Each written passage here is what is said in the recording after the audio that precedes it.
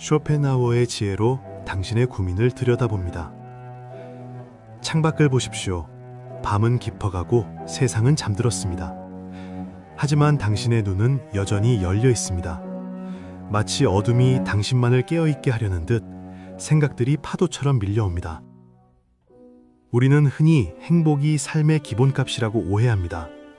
그래서 이 불면의 밤이 유독 비정상적이고 고통스럽게 느껴지는 것입니다.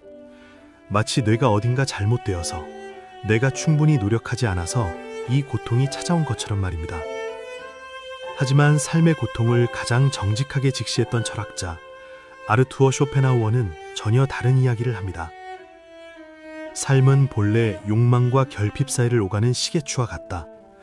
우리가 원하는 것을 얻지 못할 때 우리는 고통받고 그것을 얻으면 곧 권태가 찾아온다.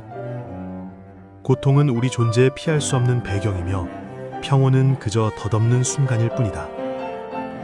오늘 밤 당신을 괴롭히는 그 생각들을 억지로 쫓아내려 하지 마십시오. 대신 그의 문장을 빌려 그 고통의 실체를 가만히 응시해 보겠습니다. 당신을 힘들게 하는 가장 큰 고민은 무엇인가요? 사랑하는 사람과의 관계일까요? 경제적 불안일까요? 아니면 막연한 미래에 대한 두려움일까요? 어쩌면 이 모든 것이 뒤섞인 이름 붙일 수 없는 공허함일지도 모릅니다. 쇼펜하우어는 말합니다. 인간을 움직이는 근본적인 힘은 삶의 의지라고. 이것은 우리 내면 깊숙이 자리한 맹목적인 욕망입니다. 생존하고자 하는 욕구, 인정받고자 하는 욕구, 사랑받고자 하는 욕구, 의미를 찾고자 하는 욕구. 이 의지는 결코 멈추지 않습니다.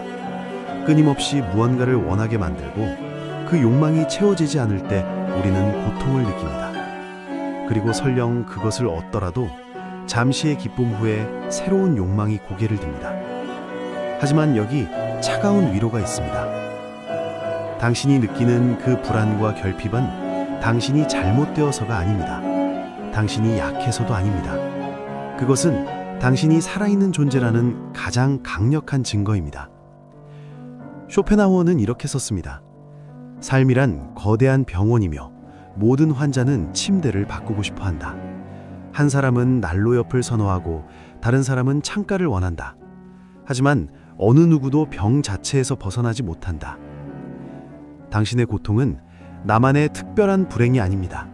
그것은 모든 인간이 짊어진 보편적인 배낭입니다. 이 순간에도 수많은 사람들이 각자의 어둠 속에서 같은 무게를 느끼고 있습니다. 이 관점에서 당신의 현재를 바라본다면 어떤 느낌이 드나요? 고통이 조금은 가벼워지지 않나요? 외로움이 조금은 덜해지지 않나요? 숨을 깊이 들이마시고 천천히 내쉽시오. 당신의 고통은 이제 개인의 짐이 아닌 거대한 인류의 흐름 속 일부가 됩니다. 수천 년 전 그리스의 철학자도 중세의 수도승도 그리고 지금 이 순간 지구 반대편의 누군가도 당신과 같은 밤을 통과하고 있습니다. 질문 하나 더 드리겠습니다. 최근 당신의 마음을 완전히 사로잡았던 예술작품이 있었나요? 벽에 걸린 그림 앞에서 발을 멈췄던 순간, 음악에 완전히 빠져들었던 순간, 소설 속 한 문장이 가슴을 관통했던 순간, 혹은 노을이 지는 하늘을 넋을 잃고 바라봤던 그 저녁, 그 순간 무슨 일이 일어났나요? 쇼펜하우어는 이렇게 설명합니다. 우리는 낮 동안 끊임없이 나를 증명하고 이익을 따지며 살아갑니다. 이것이 나에게 무슨 도움이 되는가? 저것을 얻으려면 어떻게 해야 하는가? 우리의 모든 지각은 의지에 의해 왜곡됩니다. 세상을 있는 그대로 보는 것이 아니라 나의 욕망이라는 렌즈를 통해 보는 것입니다. 쇼펜하우어는 이를 맹목적인 의지의 노예 상태라고 불렀습니다. 하지만 예술 앞에서 우리는 다른 존재가 됩니다. 베토벤의 교향속이 울려 퍼질 때, 모네의 수련이 눈앞에 펼쳐질 때, 윤동주의 시가 귓가에 속삭일 때 우리는 더 이상 나라는 감옥에 갇혀있지 않습니다. 그 순간만큼은 걱정도, 불안도, 욕망도 끼어들 틈이 없습니다. 쇼펜하우어는 이렇게 썼습니다. 예술적 관조 속에서 우리는 순수한 인식 주체가 된다. 의지는 침묵하고 세계는 더 이상 나의 욕망의 대상이 아니라 그 자체로 아름다운 표상이 된다. 이것이 바로 일시적이지만 진정한 해방이다. 예술은 우리에게 세상을 나의 쓰임이 아닌 있는 그대로의 모습으로 보게 합니다. 자작나무는 더 이상 땔감이 아니라 하얀 수피의 시가 됩니다. 바다는 더 이상 교통로가 아니라 영원의 상징이 됩니다. 타인은 더 이상 경쟁자가 아니라 같은 고통을 나누는 동료가 됩니다. 최근 당신이 느꼈던 그 고요한 몰입의 순간을 떠올려 보세요. 책을 읽다가 시간 가는 줄 몰랐던 순간, 음악에 취해 눈물이 흘렀던 순간, 자연 속을 걷다가 모든 것을 잊었던 순간, 그 경험은 당신에게 무엇을 가르쳐 주었나요? 그 순간 당신이 그토록 힘들어하던 문제들이 잠시나마 사라지지 않았나요? 쇼펜하우어는 이것이 우리가 삶 속에서 경험할 수 있는 가장 순수한 행복이라고 말합니다. 욕망의 충족이 주는 덧없는 만족이 아니라 욕망 자체에서 벗어나는 자유. 오늘 밤 당신도 그 자유를 경험할 수 있습니다. 아름다운 음악을 듣거나 좋아하는 시를 읽거나 혹은 그저 달빛을 바라보십시오. 의지를 내려놓고 순수한 관조자가 되어 보십시오. 마지막 질문입니다. 타인의 고통 속에서 당신 자신의 모습을 발견한 적이 있나요? 길을 가다가 마주친 노숙자, 직장에서 힘들어하는 동료, SNS에서 본 낯선 누군가의 고백. 그들의 이야기가 마치 내 이야기처럼 느껴졌던 순간 말입니다. 쇼펜하우어는 이것을 연민, 즉 연민이라고 불렀습니다. 이 단어는 독일어로 함께 고통받음을 의미합니다. 그는 이렇게 말합니다.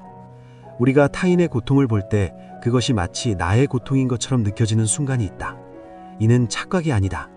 왜냐하면 나와 타인을 구분하는 경계는 현상의 세계에만 있는 환상이기 때문이다. 근본적으로 우리는 모두 같은 삶의 의지의 표현이다.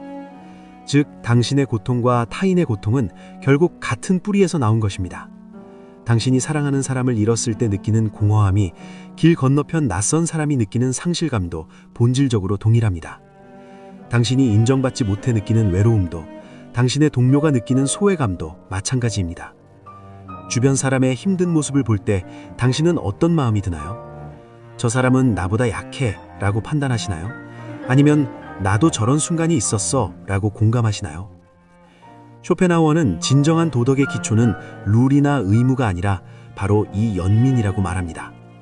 타인의 고통을 나의 고통으로 느낄 때 우리는 비로소 진정으로 윤리적인 존재가 됩니다. 그리고 여기 놀라운 역설이 있습니다. 타인을 향한 연민이 결국 나 자신을 용서하는 길이 된다는 것입니다. 당신이 다른 사람의 실수를 이해하고 용서할 때 당신은 동시에 자신의 불완전함도 받아들이게 됩니다. 모든 인간이 같은 조건 속에서 고군분투하고 있다는 것을 깨달을 때 우리는 자신에게 조금 더 관대해질 수 있습니다. 우리는 모두 같은 밤을 견디고 있는 전우들입니다. 같은 의지에 사로잡혀 있고 같은 고통을 겪으며 같은 해방을 갈구합니다. 당신은 혼자가 아닙니다. 고통을 피하려 애쓰는 에너지가 때로는 우리를 더 깨어있게 만듭니다. 불면의 밤이 길게 느껴지는 것은 우리가 잠들려 애쓰기 때문입니다. 고통이 더 크게 느껴지는 것은 우리가 그것을 밀어내려 하기 때문입니다. 쇼펜하우어는 이렇게 말했습니다. 우리는 고통을 완전히 제거할 수 없다. 하지만 그 본질을 이해함으로써 그것과의 관계를 바꿀 수 있다. 고통을 적으로 보지 않고 삶의 일부로 받아들일 때 우리는 비로소 그것으로부터 자유로워진다. 오늘 밤 당신의 불안을 억지로 잠재우려 하지 마십시오. 그저 예술을 감상하듯 당신의 내면을 관조하십시오. 스스로를 연민의 눈으로 바라보십시오. 당신의 고통이 인류의 보편적 권도임을 기억하십시오. 고통의 본질을 이해하고 연민 속에서 머물 때 비로소 평온이 당신의 눈꺼풀 위에 내려앉을 것입니다. 이제 당신의 의지를 내려놓고 고요한 관조의 바다로 침잠하십시오. 세상은 여전히 돌아가고 고통은 여전히 존재하지만 당신은 이제 그것과 다른 방식으로 함께할 수 있습니다. 편안한 밤 되십시오.